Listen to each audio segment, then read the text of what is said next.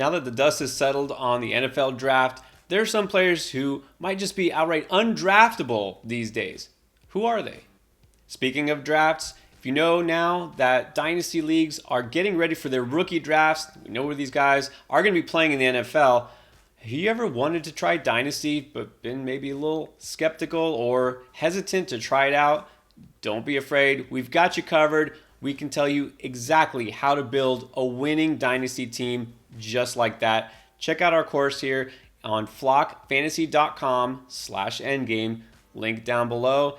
Check it out. We have an 8-part series for you. Short, easy to understand videos, and in a matter of minutes, you'll be ready to build a winning dynasty team. And you can actually join us and compete against us in a dynasty league. Only a few spots left, so join now. 30% off, limited time if you subscribe. That's flockfantasy.com/endgame. All right, Chris. Now, there were a lot of surprises, as always, in the NFL draft. No surprise that there's some players who just didn't land in a good spot. For some existing players, that means they might get the boot in favor of a rookie. And I think the first one is pretty obvious. Yeah, Tyler Algier's days are done. Don't try to talk yourself into, he was good last year. He'll still have value. The Falcons drafted Bijan Robinson to pretty much be the focal point of the offense. He's going to be the guy. He's going to get the bulk of the touches. Algier just a handcuff now, not even draftable. Don't talk yourself into Algier, please. No, I mean, the only path to any relevance is if you already have Bijan and you want his backup. Like, that's what he's going to be, the handcuff, strictly handcuff. And do you really want to spend a roster spot on a handcuff like him? You don't, because what we saw even last year when Algier was technically the guy, and that was really only the second half of the year, was that they still kind of used a committee. Now there's no committee. They got tired of that. It's all going to be Bijan. So Algier, I don't think you even need to put him anywhere on your draft list. Now the next one kind of hurts me. There's a guy that I've really been high on, just waiting for things to break right for him, and instead his team took a receiver in the first round ahead of him. That's Zay Flowers. Oh, and by the way, also signed Odell Beckham to an obscene amount of money. I don't even know if it was worth it, but that makes Rashad Bateman now, the third, maybe the fourth target in that offense behind Mark Andrews as well. Yeah, this stings because early in the season, I was saying Bateman was a guy I was targeting in my dynasty drafts. Definitely not targeting him either in my dynasty drafts or even in dynasty trades anymore, and even in redraft leagues.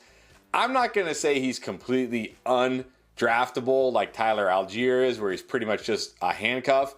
But man, like you said, they drafted Zay Flowers, they signed Odell, they still have Andrews. And really the thing that concerns me is when Lamar Jackson said earlier in the offseason, go get me Odell, go get me DeAndre Hopkins. He didn't say I already have Bateman, so I'm good. No, he sounded like a guy who didn't like the wide receivers he currently has, which is Bateman. So if he falls far enough, like a late round flyer, but that's pretty much it at this point. Not completely undraftable, but pretty close. Yeah, I mean, I get it. And I've been high on Bateman. I thought he was the best receiver coming out of his draft class, to be honest, a couple years ago. Injuries, inconsistency, Again, Baltimore had to do something, not just to make Lamar Jackson happy and keep him there, but also that wide receiver room was just terrible. But Bateman was hurt, and you thought, well, maybe he comes back. You figured they'd draft somebody or sign somebody. Well, they did both. And I don't think I can really even talk myself into taking Bateman anything more than a late round, last round flyer. And even then, I don't know, it's kind of just hoping against hope. Another team we figured would go wide receiver at some point was Seattle. Well, they did, and the surprising thing is they were the first team to go receiver with Jackson Smith and Jigba, and he is now going to take Tyler Lockett's place. Is that what you think is going to happen, or you think Lockett's still safer this year? I think he takes his place, but I think it takes a little while. I don't think he comes right in and makes Lockett, nothing. I think they're going to run more 3 wide receiver sets, but I think early in the season, maybe the first half of the season, when they're in 2 wide receiver sets, we're still going to see mostly DK Metcalf and Tyler Lockett. But my fear for Tyler Lockett is in the second half of the season, which I know right now you think, the second half of the season, that's so far away. I'll deal with that when it happens. but that's generally the most important part of the season. And when fantasy championships are won, that's when I worry that we'll see more and more JSN and less Tyler Lockett, especially in 2 wide receiver sets. So again, I'm not as low on Lockett as I am Bateman, because at least Lockett's been involved and he's been good. But another guy for me, he's going to have to really drop, maybe not to the double-digit rounds, but at least the late single-digit rounds before I feel comfortable drafting him. Yeah, I don't think we can say Lockett's undraftable completely. But look, I'll say I've always been probably a little too low on Lockett, kind of underestimated him. And then last year I was way too low because I thought, the whole thing was that Russell Wilson propped up his value. It's a funny one, right? I thought that it was that connection that kept Lockett viable.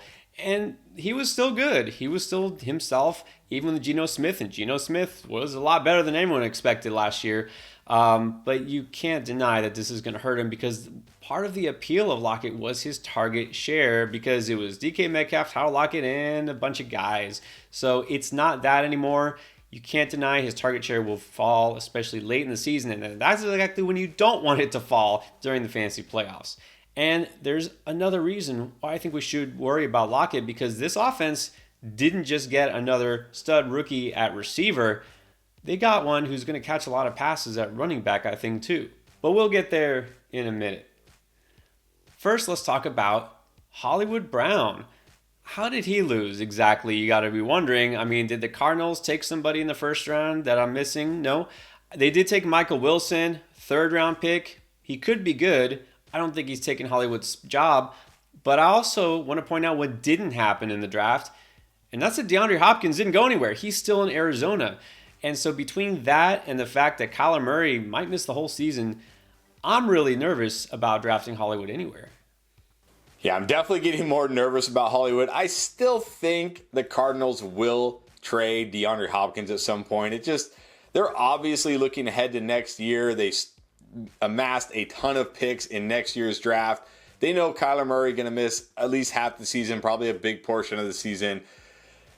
I'm not as nervous about them drafting Michael Wilson, because I feel like he's DeAndre Hopkins' replacement. He's more of an X receiver, a big-bodied receiver.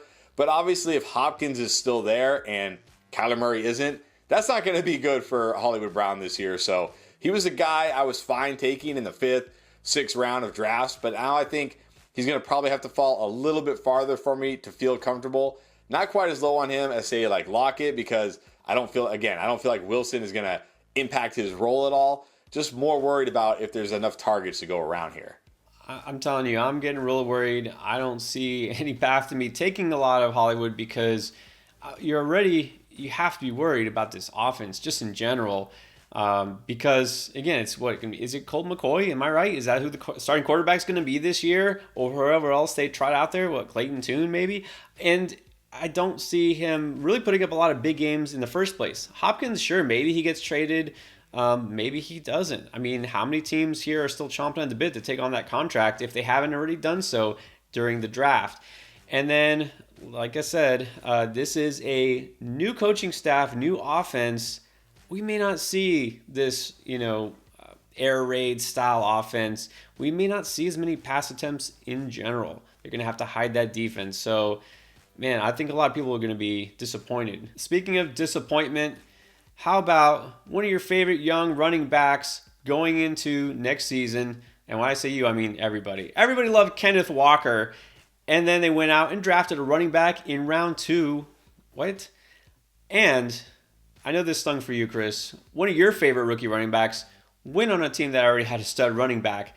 This seems like a pretty solid lose-lose for everybody.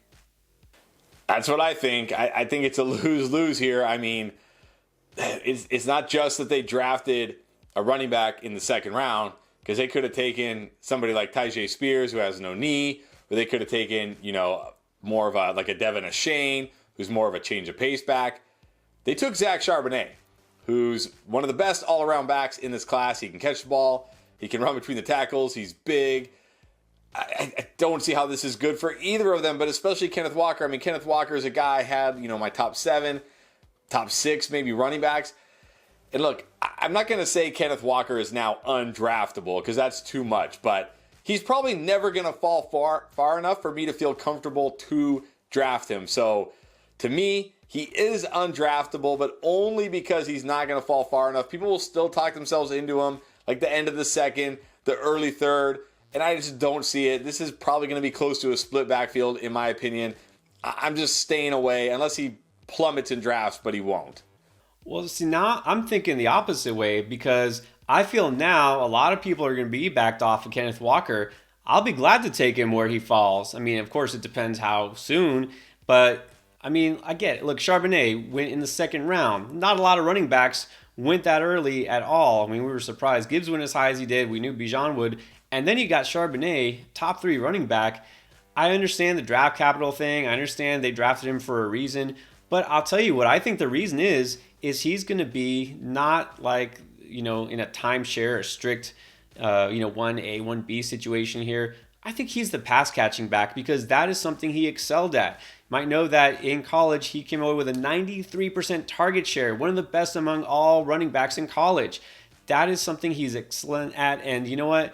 He can kind of do that early down work, but they had Kenneth Walker. I don't think that's what they got him for. They got him because after Kenneth Walker, they had nothing. Penny is gone, finally. Travis Homer, who was the pass catching back, he's gone. They don't have any depth. And Pete Carroll loves his running backs. He wants to have another guy, and it's smart to have another guy. But I don't feel like he's going to come in and just, threaten Kenneth Walker's work as much. So I'm not going to say, not lower on Walker, but I barely moved him down. I mean, I think he's maybe just a smidge lower.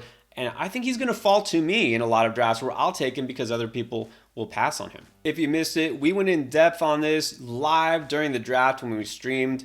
And you can catch that reaction right here and check out everything we say about the Seattle situation.